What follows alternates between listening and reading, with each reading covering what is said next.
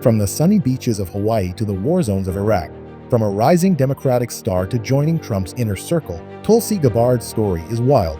But how did she go from being a Bernie Sanders supporter to endorsing Donald Trump? And why is she one of the most unpredictable figures in U.S. politics today? Buckle up, because this is not your typical politician's journey. From Democratic congresswoman to 2020 presidential hopeful to staunch Trump supporter, Tulsi Gabbard has had several transformations over the years. Her next potential chapter, Director of National Intelligence. For the president-elect, Donald Trump, he has selected former Democratic congresswoman turned Trump supporter Tulsi Gabbard as his pick to be Director of National Intelligence. If confirmed, that would mean Gabbard would oversee the 18 agencies that make up the entire U.S. intelligence apparatus, including overseeing the CIA. She's really an amazing person. Tulsi Gabbard.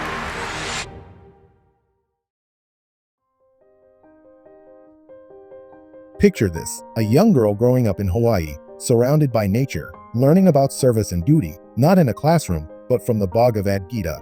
Yeah, that's right. Tulsi Gabbard wasn't just raised with American values. She was deeply influenced by Hindu philosophy. Born in 1981 in American Samoa, moved to Hawaii at age of 2. Homeschooled with a strong focus on public service. Started environmental activism as a teenager. But here's the twist. While most teenagers were worried about school dances, Tulsi had bigger plans. Politics. At just 21 years old, she ran for office and won. That made her one of the youngest lawmakers in U.S. history.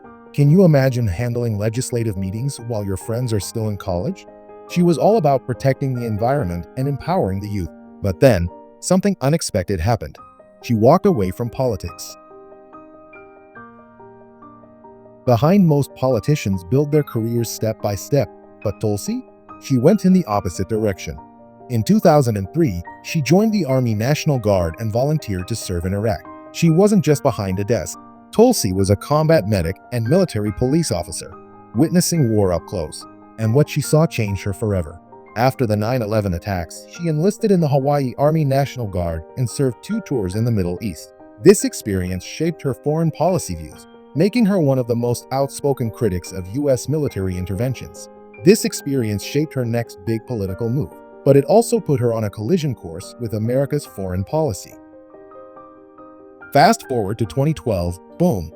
Tulsi becomes the first Hindu and Samoan American elected to Congress.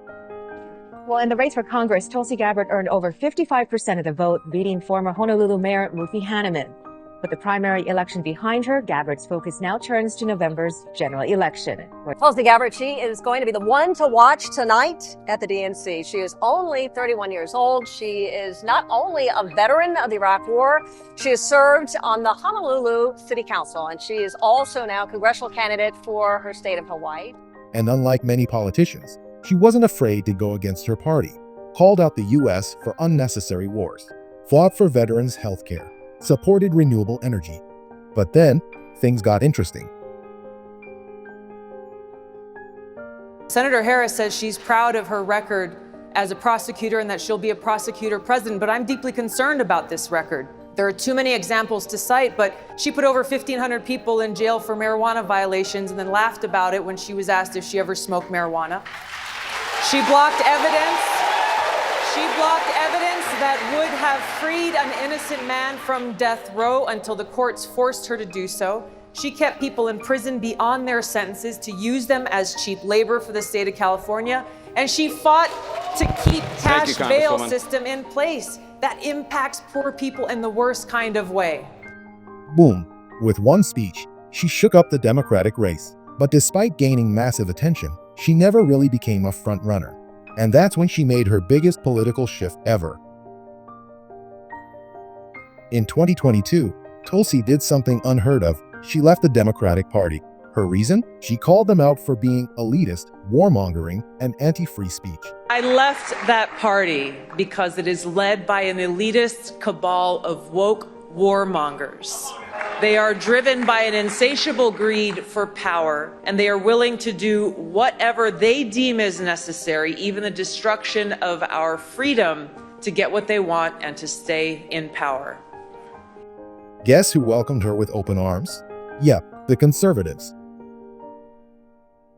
Fast forward to 2024, Tulsi endorses Trump. Wait, what? For a woman who once stood with Bernie Sanders, I'm endorsing Senator Bernie Sanders to be our next president and commander-in-chief of the United States. this was a huge plot twist. And if that wasn't enough, she was soon offered a key intelligence role in Trump's team. In an interview with Joe Rogan, she discussed her views on war, freedom, and the political system, making it clear she was done with party politics. And politicians, even if we're not at war but are threatening that we may go to war, they make a lot of money. What do we need to ensure that our military is ready to defend our country and our national security interests? It is very often what members of Congress are advocating for, even more than the military is asking for sometimes, because of those cozy relationships with the military-industrial complex, with these massive defense contractors and their lobbyists. There's a direct correlation as the money is changing hands there. So, what do we make of Tulsi Gabbard? Is she a patriot who speaks the truth, or a political chameleon playing both sides?